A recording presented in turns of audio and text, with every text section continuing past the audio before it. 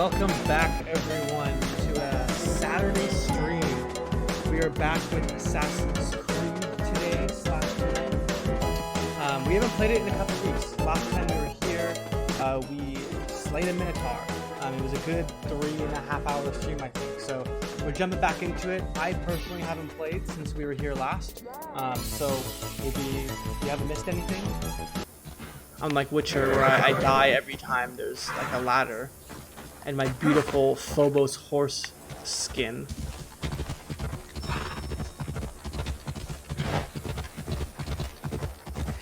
It's about playing with others. That's what makes it entertaining, the community, for sure. And I think that, I totally agree. I think that is why I'm so hesitant to get into MMOs on Twitch without something like this. Something like playing with other streamers or playing with other people. Because just like sitting and watching me like grind alone would not be as fun. But like, I think if I was on a call with like 3 other people who were playing WoW, or 3 or 4 other people who are playing Pirates of the Caribbean, and we're like doing something together, we're like going through a storyline or a quest, or we're like doing a ship versus ship or a PvP or something, that'd be a lot more entertaining to watch than me like in Misty Mire just like killing skeleton duelists for 45 minutes. You could do a stream getting all the legendary fish. That's seriously what we were talking about last time. We were saying like, we need to find the parts of the game that are the most entertaining to watch, but also that are the most entertaining to like interact with people like around. So something we were saying like a fishing stream, like that would be really funny to watch, and something that people who haven't played the game before, like it's not like very hard to interact with the streamer who's fishing.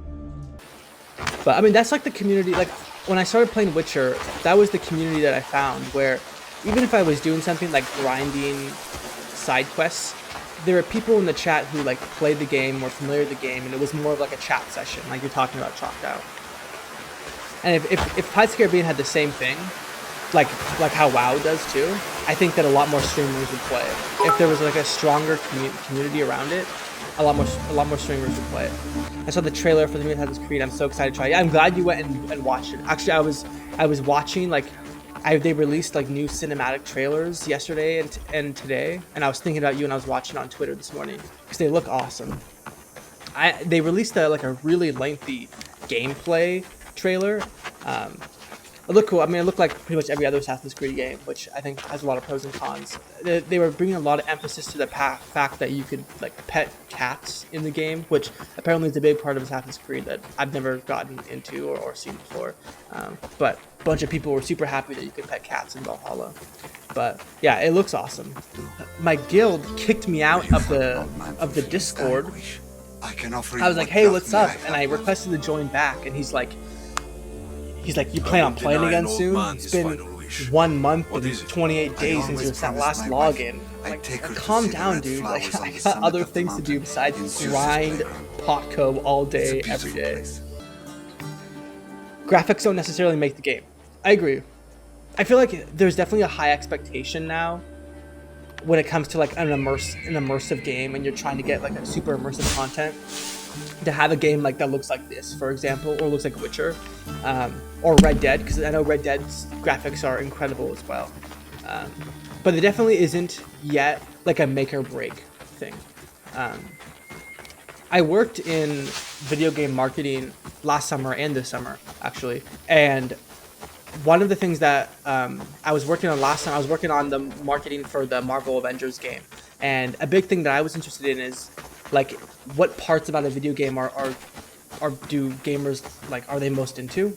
And it wasn't graphics, it wasn't speed, it was honestly like mostly it came from the like brand. Like an Assassin's Creed game, because it's Assassin's Creed, they'll play it. You know what I mean? Like Red Dead, like Red Dead 3 were to come out, even if it had like terrible graphics and like a terrible storyline, it's Red Dead, so like they'll play it. Brand might be what it takes people buy in the first place, but if it's a bad game, it's a bad game, and brand won't change that, in my opinion. Yeah.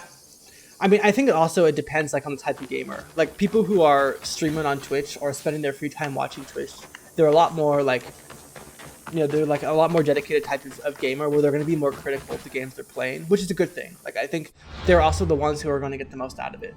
They're going to be playing it the most. They're going to be like immersing themselves in the content the most. I'm surprised you have any time for games working for Google. Well, luckily it's an internship, and it's during the summer. But I don't know. I feel like for me, like playing games, it's just like my de-stressor. Like I'm at school all day and I'm working, and like I want to have something to do with my time that I can like come back to my apartment or my dorm to and just like de-stress. And so like I'll play an hour and a half of like on my PC like a night as a way to sort of just like end the day. And like I love it. And I grew up playing games. My family, like I grew up playing games with them. There's definitely like that culture in my family where like it's not a bad thing to spend your time playing games, and I use it as a way to like make friends and build communities and join communities. And like I've always found gaming to be something that like I'll prioritize. What's the vibe like in the Stadia crew? It's good. It's a good question. I think for me, like I was worried that Stadia was going to be one of those Google products that they were going to launch. It wasn't going to do very well, and then they were going to cut it. It was going to end up like on the, like the Google deathbed. Let's just do mystery opponent. I'm leaving. Shoot, I pressed Fine by me. Let's have fun with this, huh? Want to fight? And so when I joined in, I was like, that was the number one question I want to add is like, what I wanted to ask was, well, like, what's your long-term vision for this product? Like, are you making like long-term plans for it, or is it more of like a quarter by quarter, year by year sort of thing? And they're super into it. They brought out execs and talent from like PlayStation and EA and Ubisoft. They're making plans for like 5-6 years on the future. They're doing a lot more collaborations with YouTube Gaming to like, get exclusive deals, like signing Dr. Disrespect in talks with Ninja and stuff, and like see how they can bring more people to the platform and like combine YouTube Gaming with Stadia more and have those integrations be stronger. So it's nice to see that. It definitely had a rough start. Like the launch was definitely not what I think they expected it to be. And personally, I think that they were selling it to the wrong group of people. I want to make sure I'm not missing this chat. Still seems that way. Yeah, and I think, Stadia is still also, it's pretty new. And they're still working out the kinks. But I think they're undergoing like a massive shift in audience right now, where when they launched, they went after like the hardcore gamers. Like they were advertising for the game like on Reddit and Wired and stuff. They were going after like people who streamed and gamed in their free time and had a lot of experience. Those are the people who, when they are getting the massive lag or latency that you're going to get with cloud gaming on like even mediocre, like not even terrible internet, like they didn't like that. And they were expecting, like you were saying, like pay a flat rate, play a bunch of games. Well, I think it was the wrong audience to try to break into the market too. I think they should have gone after that like more casual gamer, the more like social mobile like gamer. I think the idea of cloud gaming to like hardcore gamers too is still something that there's still a lot of stigma around, and like it's tough to break into that audience. This idea of just buying a controller, like, it's tough. And so I think that now like shifting their audience persona to a more like casual game, and you can see that in the games that they're starting to like have exclusive deals with also. They're targeting a different audience now, and because of that, it's doing a lot better. I think it's just a matter of time until like we see like a strong adaptation of cloud gaming.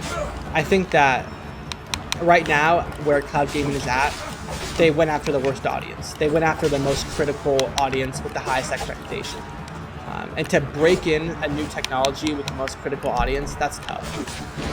Gamers tend to, when it comes to their technology, they like to go against the mainstream. They like to be using something that not a lot of people are using.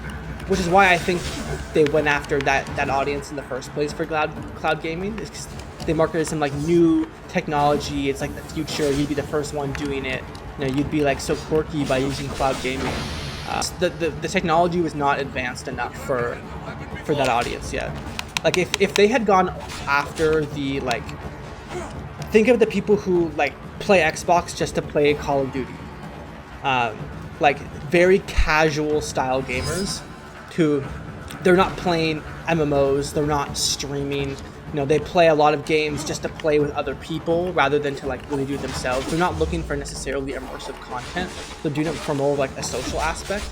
That is the audience I think that cloud gaming is ready for right now, because their expectations are not so high as like super like dedicated gamers. I don't know. I think also they don't consider like equity enough. Like there are some people who are just not in the like socioeconomic position to have like a $3,000 gaming computer. Like, and why are you gonna make fun of those people? Like, it doesn't make any sense.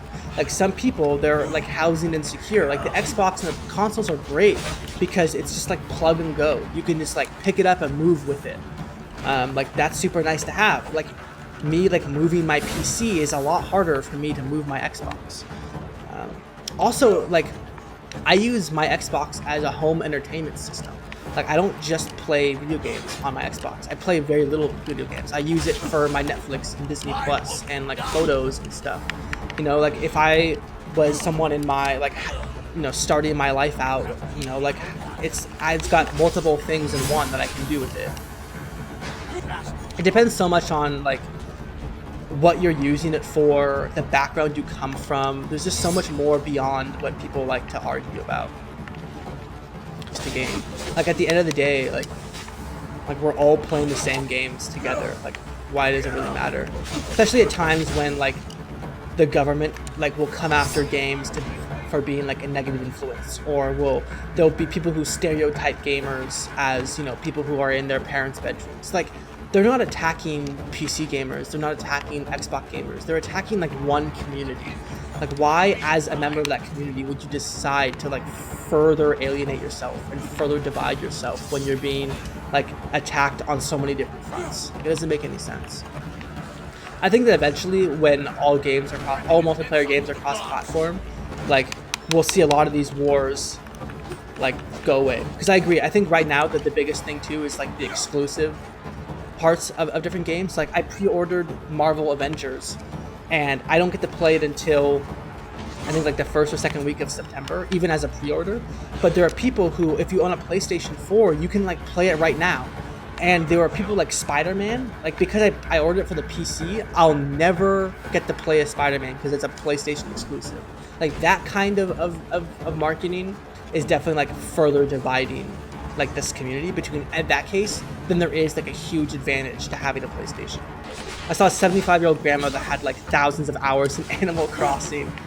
Let me pause this so I don't miss the chat again. I like the way you put it though, that people don't have the money to pay for a great PC. So why make it fun of them for playing it in a console? I don't understand it at all. I totally agree. And yeah, I think games like Call of Duty and Animal Crossing, they're great because they're bringing gaming like more mainstream. And I think we need more of that. I think that is bringing a lot of like equality to the community, but also like a lot of understanding to the mainstream, which is something that gaming really has never had, and it's really nice to see that what gaming is. And so I think that is like where I'm really interested to see. Thank you for the follow, Dirty. I appreciate it. Welcome into the community. Hopefully you'll be here to see some of the games added to my list. 100 followers. Oh, you're totally right. I totally forgot. Woo! Congrats, Dirty. I mean, the 100th follower. Thank you for that. It was 100. That's awesome. That's crazy. We hit 50 last week.